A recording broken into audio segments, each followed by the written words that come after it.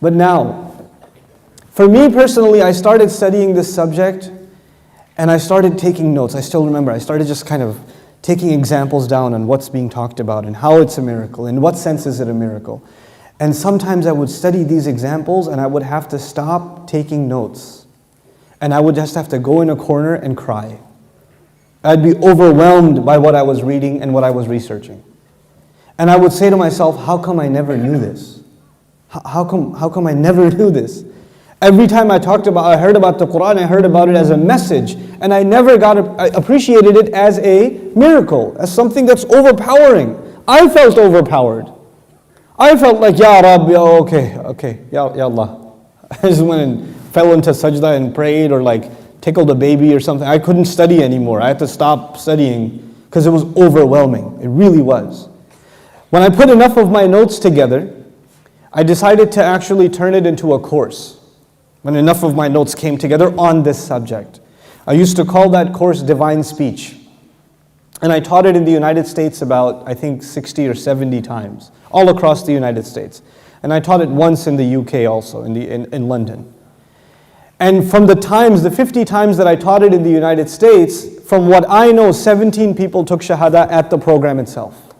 These are non-Muslims that came, college, university students, professors, working professionals, friends of Muslims that came and attended, and by the end of it, they just took Shahada, subhanAllah. And it's not because of me, because I know this stuff is super powerful. And before I share some examples with you, I'll share one more story with you.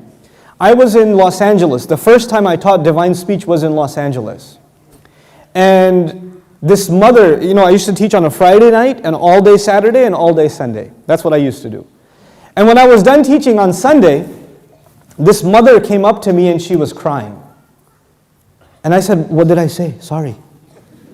And she said, no, I want to talk to you for a second about my son. And I said, okay, tell me about your son. She says, well, when you had the program on Friday night, he didn't want to come, my 17-year-old son. He wasn't interested. And I said, it's understandable. When I was 17, I wasn't interested in Islamic lectures either. And she goes, well, no, he had Lakers tickets, front row seats. You know who the Lakers are? If you don't know who the Lakers are, make istighfar right now. Okay, so but anyway, so he has front row seats to the Lakers, and his mother says, go attend an Islamic lecture with me. And you know what? Before I go on, I have to tell you, I don't know how many mothers have come up to me, or how many youth have come up to me, my mother makes me listen to your lectures.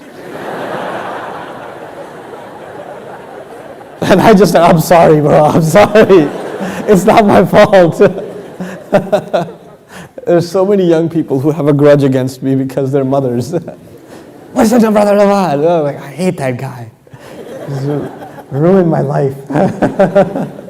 But anyway, so she says, I could not convince him. Finally, I told him, I will get you playoff tickets. Just come tonight. And playoff tickets are expensive. He said, fine, it's a deal. I'll come.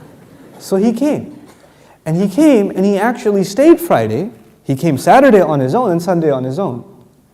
And when they were leaving, Friday night, when they were going back home, and this kid just missed the LA game. He's talking to his mother, he says, Mom, today was actually the first time I believed that the Quran is not from human beings, it's from Allah. It can't be from a human being. Today was the first time. This was a Muslim child talking to a Muslim mother, and they didn't convert to Islam, they're born and raised Muslims, right? Why am I telling you this? I'm telling you this because this subject is important for us today. A lot of us have Islam, as I was mentioning in the khutbah at the university, a lot of our Islam is given to us by our parents, by the society in which we live, but we didn't feel it ourselves. We didn't taste it ourselves. We don't know why. We're